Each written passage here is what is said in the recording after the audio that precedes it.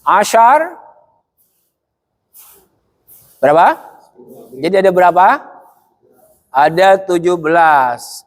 Makhrij tempat keluarnya huruf itu ada sab'ata asyar, 17. Alalladzi yakhtaru man ikhtabar, menurut pendapat yang dipilih oleh para ahli ilmu qiraah. Itu ya. Menurut siapa? Para ahli ilmu qiraah. Jadi makhrij itu jumlahnya berapa tadi? 17. Oke. Makharijul hurufi sab'ata asyar. Coba. Makharijul hurufi sab'ata asyar. Ala alladhi yakhtaruhu man ikhtabar.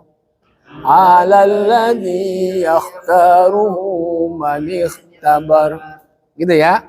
Itu stubet tuh. Menginfokan kepada kita makharijul itu jumlahnya berapa?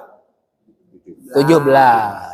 Ini menurut pendapat para ahli qiraah ya, sebagai imam-imam ahli membaca Al-Qur'an. Baik. Mulainya nih. Lil jawfi alifun wa ukhtaha wahi hurufu maddin lil hawa'i tantahi. Pertanyaan Pak Jojo tadi. Pertanyaan Pak Jojo. Lil jawfi alifun wa ukhtaha wahi hurufu maddin lil hawa'i tantahi.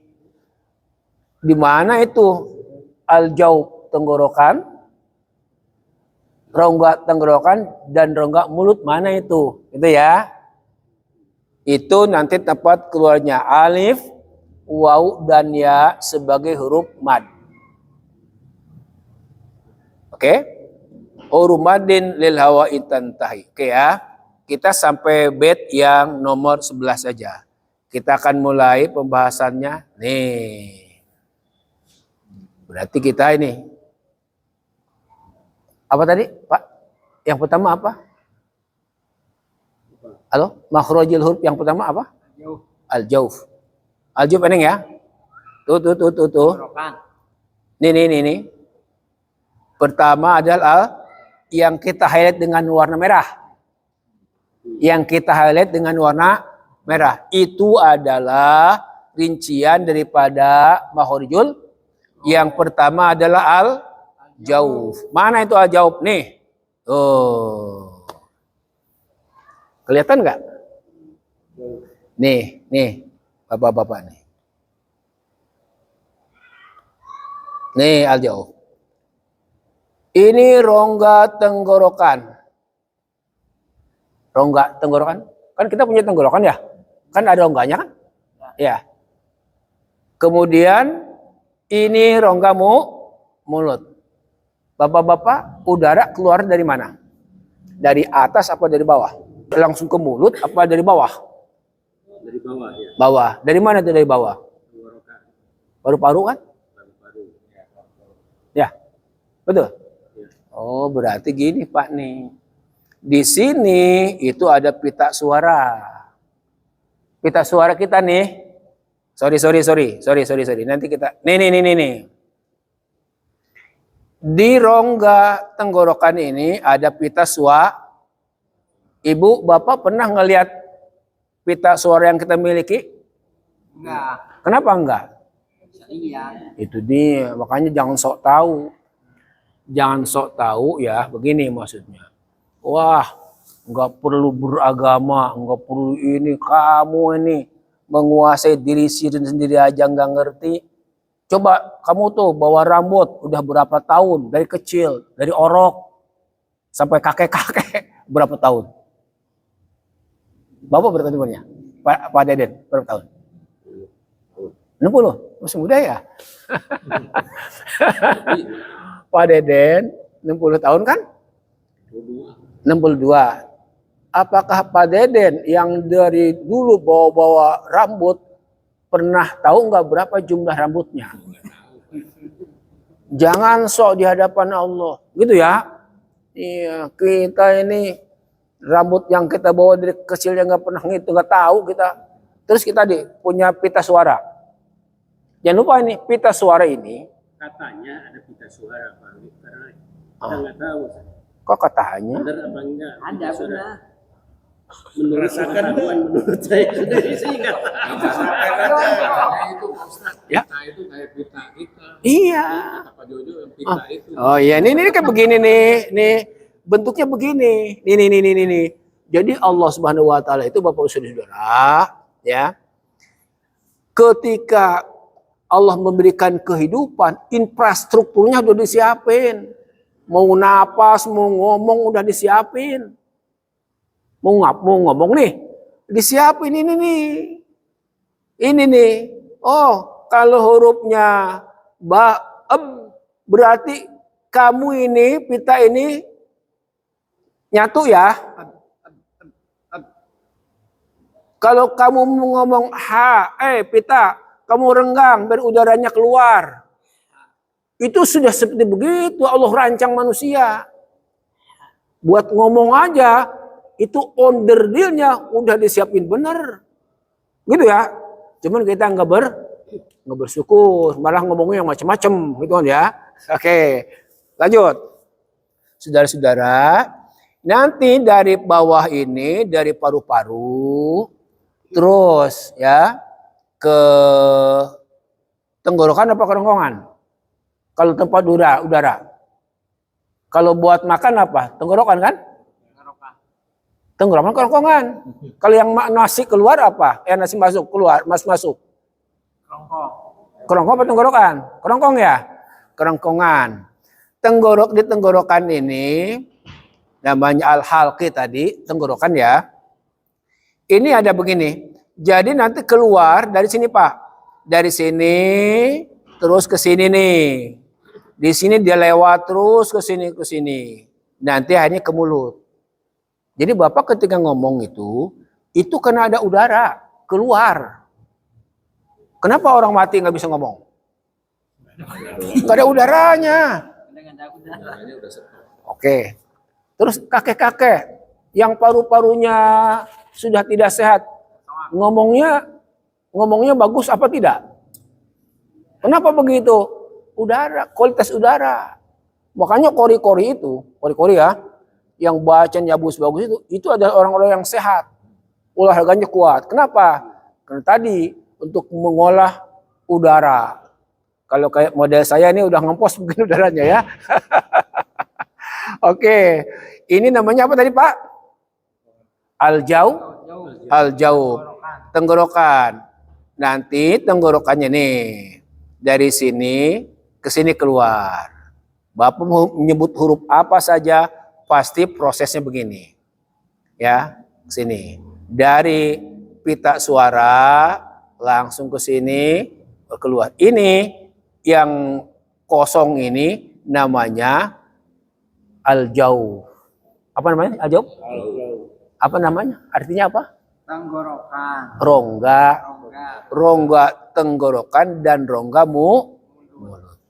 Jelas nih? Jelas tidak Pak? Jelas? Apa yang jelas? Penjelasannya.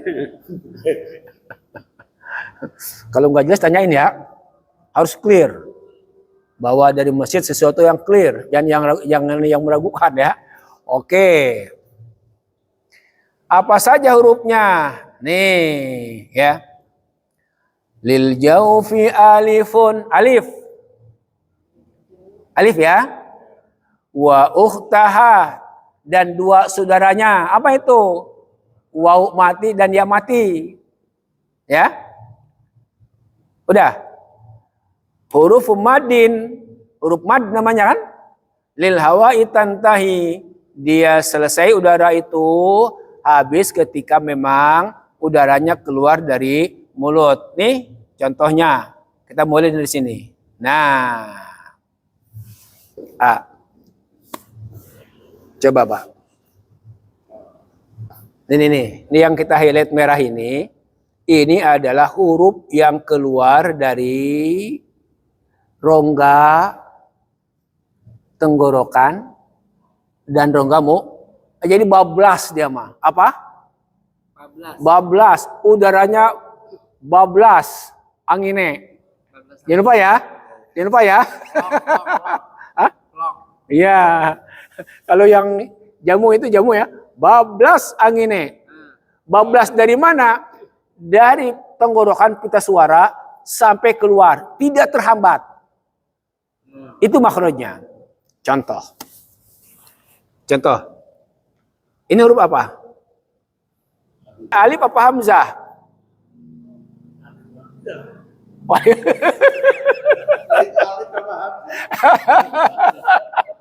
Pinter jawabannya. Ya. Enggak yang saya tunjuk nih. Ini kan sama dua-duanya tuh. Ini alif apa hamzah yang mana? Ini apa nih? Alif apa hamzah? Alif. Alif ini. Yang ini apa? Alif. Kok bisa dua-duanya? Tapi nggak ada hanya fathahnya. Itu persoalannya.